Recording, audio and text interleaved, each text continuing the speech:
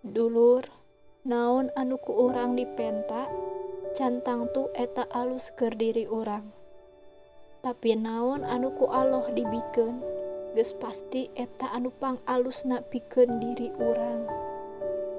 Matak dina kahirupan sapopoe ulah sok asa pangripuhna.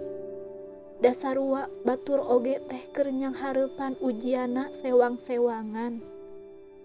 Pedah eta bedana mah urang boga masalah asa leuwih berat tibatan batur.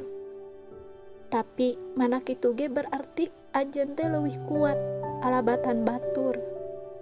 Aya anu leuwih ripuh kahirupanana, tapi teu satarik urang ngeluhna. Aya anu teu sauntung urang kahirupanana, tapi pinuh rasa syukurna. Aya anu posisina teu saalus urang, tapi teu leungit semangatna. Aya nu teu sagampang jeung sangeunah urang daharna, tapi bisa babagi ka manusa nu sejena. Aya nu teu sanikmat urang kahirupanana, tapi tetep bisa seuri nalika nyinghareupanna. Nu penting hirup mah kudu seimbang.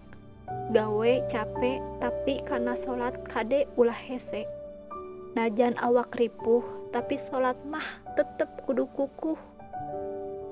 Dan nu diteangan ku urang teh lain nominal nu jadi ukuran, tapi kabarokahan nu jadi tujuan.